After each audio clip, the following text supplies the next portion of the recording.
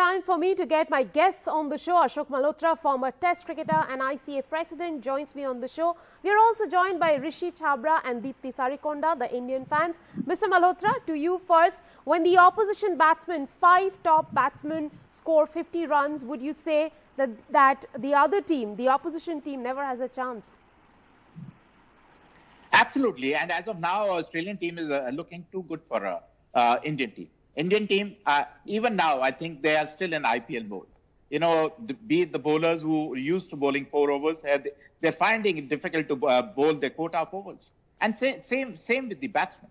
You know, like last inning, last ODI, Virat seemed to be in a hurry. Although this time we saw the real Virat, who took his time, to stay at the wicket, build a innings and build a partnership. That is how ODIs are played, not like a slam bang thing like IPL. So somewhere along the line, whereas Aussies have sorted themselves out. See, all those Aussies who were struggling in IPL are scoring runs, and all those Indians who were scoring runs in IPL and are getting wickets are struggling in this ODI. Rishi, coming to you, some of our batsmen who've come from the IPL did manage to show the IPL form, the likes of KL Rahul, Virat Kohli and Hardik Pandya. But, you know, just chasing those amount of runs, 390 runs to get to a win, they did not have enough firepower, would you say, in the middle? Absolutely agree with you, Rika. You know, let's not forget, we're just coming back from a very hectic and long IPL schedule. Credit to the batsmen that what they've done is they managed to score 300 in both the games. You know, it gets really difficult for the batsman to chase 380 and 390 in back-to-back games. Not something that has happened in the past on back-to-back games. So the bowlers have been disappointed, and you know, credit to the batsmen. Some of them have shown a lot of power hitting those runs and scoring those runs. Had that not happened, I think we would have lost by a very big margin in these 2 games. Deepti, as a fan, coming at the back of a very successful IPL, when we've seen huge amount of runs being scored, would you have believed that India would succumb to 166-run loss followed by a 51-run loss today? Chasing such huge totals is always a problem, and I think because of the IPL they had and the practice they had, they all were in the IPL mindset. They have been producing starts, but those starts are good enough for T20 format. So, like just like the expert mentioned, we should have waited and played better. So I think. But still, because even in spite of that huge pressure and pressure of the scoreboard, we crossed 300 both the times against Australian bowling attack. So I think that's a good sign. Despite not winning, again I would say it is the bowlers, that a bowling unit that has to step up in the next game to win. Batsmen are doing a fine job, not superb, but fine job. Yeah. Bowling unit has to step up to the plate. Coming back to you, Mr. Malhotra, India has now lost 5 ODI games in a row. Now, for the second time, Australia has scored plus 350 runs. Would you say that, even though India was practicing during the quarantine, the bowlers really haven't had enough time to adjust to the length that's required to bowl in Australian conditions? Absolutely, and it is quite disappointing, Rika, because you have got Bumrah, who's a world-class bowler. You got Shami, who's a world-class bowler. Yuzvendra Chahal, who's a world-class bowler. Ravindra Jadeja is a top-class international bowler. But somehow they are not hitting the right area. They're not able to contain. For me, the winning and losing has been done in the opening partnerships, whereas Australia has a 200-run opening partnership. And Indians have struggled to build a partnership. For me, KL Rahul is the best opener after Rohit. If Rohit is not opening, then KL Rahul should open. I know Mayank Agarwal is a good enough player. He's done well in IPL. But it is ODIs. You need a guy who can play long innings, who can build an innings, who can carry his bat through the innings. So that is where KL Rahul comes in. If you get off to a good start, and this a left-right combination, it might be, you need a good foundation to build a good total. Although I know 380, 390 is not easy to chase. It's easy said than done. But still, as you very rightly said, the bowlers have let the side down. And I think the time was there to maybe make one change for Natarajan, who has been, everybody saying he's a wonderful bowler, bowls a lot of Yorkers, good, bowls in good areas. And Navdeep Saini, pace is, bread and butter for Australian batsmen. They are bred on these bouncy tracks where a cut and pull is their forte. Essentially, you are suggesting two changes going into the third ODI. Get Rahul at the top of the order, get him to open, and get Natarajan instead of Navdeep Saini. Rishi, coming back to you, would you say it should be Natarajan or give Shardul Thakur a look in? Vika, I think both can come into the team because, now the series being lost, we don't have anything online here. All we can do is we can just win the one game and get a consolation prize. For me, I think Shardul Thakur and Natarajan getting in that experience would be very crucial. Also, let's not forget Mohammad Shami and Jasprit Bumrah both have been drafted into the T20 squad, and then they'll be playing the test matches. 4 test matches down under, so it's a long tour for these two bowlers. I think it would be a wise decision to bring in Shardul Thakur and Natarajan and probably take KL Rahul up the order and see how he performs as an opener. Deepti, it was a national debate pretty much. Hardik Pandya not bowling, and we are missing Hardik Pandya, the bowler. Today, when he bowled and got that wicket, did you think that, it was really easy to draft him in and as another bowler and, not have taken his services in the last game?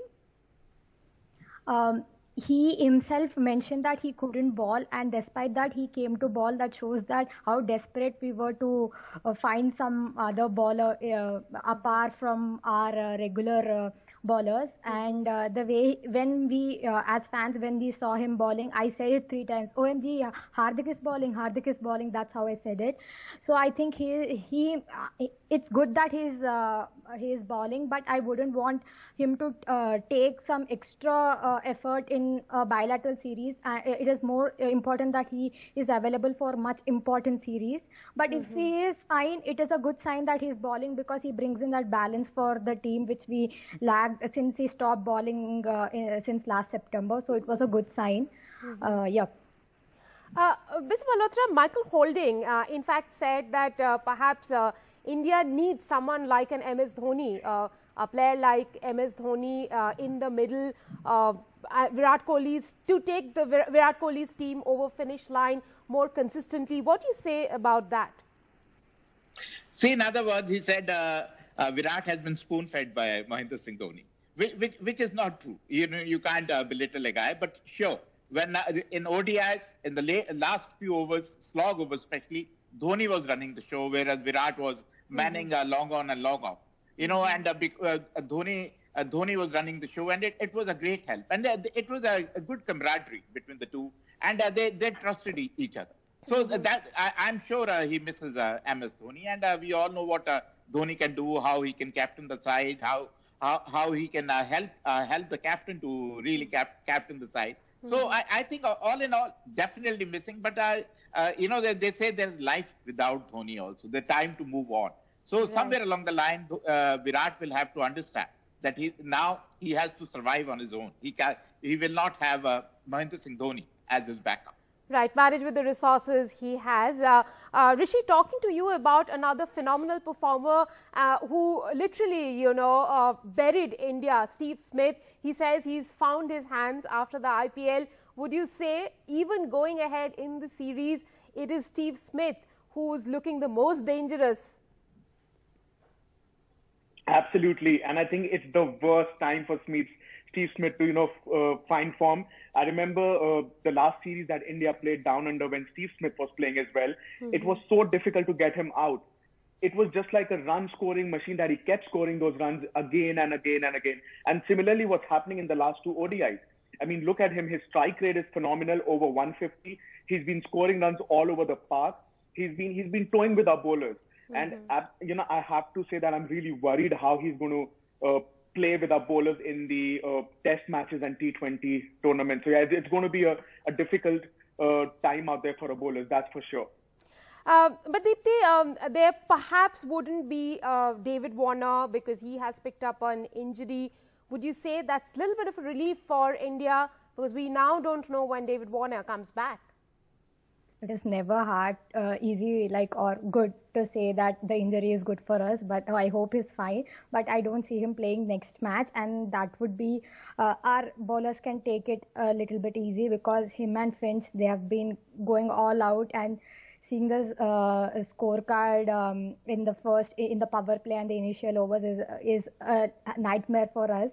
So I think it can go it will be easier for the team not having Warner in there. Yep. You know, the reason I asked you this question, Deepti, is because you are a Hyderabad team fan and you're also a David Warner fan. So when he bats against India, do you hope for him to get out first? For me, it is India first, and then anything will come. Country comes first. I would expect him to be bat well, but when he's doing such thing, I'll pray that he's going to get out. If he's playing against any other team, I would be supporting him. But if it's against India, I would want Indians to take his wicket, and that would be something we can pride on that we took David Warner's wicket. Yeah.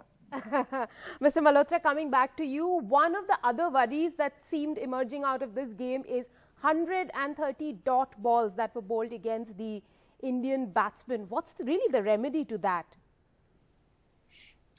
See, remedy to that is to get Rohit Sharma back in. That's all I can say. Because I still don't understand why he's not in the side. But the fact is, he's irreplaceable. And whosoever there is, you have to learn to rotate the strike. Look at Virat Kohli, how he rotates the strike. And I was a little disappointed with Shreyas Iyer. He did not look his fluent self. And somewhere along the line, Rika, I would say, for me, Hardik only plays if he bowls. Because then if Hardik plays ahead of Manish Pandey and Sanju Samson, then where does it leave those two? So I know he got a 90, but for me, the top guys, the top batters should be there. Manish Pandey, I don't know how we have forgotten. He scored 100 in a triangular series and won the triangular series for us. Sanju Samson has been knocking the doors of international cricket. So somewhere along the line, the time to give them a break, at least in the next game, and at least throw them in the deep end and see how well they can swim. Well, one final question to you, Rishi, before we really wrap up the discussion. Virat Kohli didn't seem his 100%, playing his 158th one-day international. But how would you rate this knock that he had today at the SCG? He scored he scored 89 of 87 balls. 80, yeah. I think, Rika, like Mr. Malhotra said, this match he actually took his time to get his innings going. He was really hurried into the first match, the way he played. But I think we need to give him some time. Let's not forget, the only cricket that these players have played is international, like the T20 level cricket. However, on the other side, Australia has played, a lot of international cricket. But honestly, I think it is more the test matches that we're looking forward to. He has been scoring runs. I think it will come to him. It's been over 450 days since he scored a century in ODI cricket. So it's round the clock. It's round the door. Hopefully, he will get his form back and will score all those runs that he's been doing so far. And we are all hoping and praying that India is able to retain the Border Gavaskar Trophy. That's all. That's what we are really looking forward to, as Rishi rightly mentioned. Thank you very much, Mr. Malhotra. Thank you, Deepti and Rishi, for joining me on the broadcast.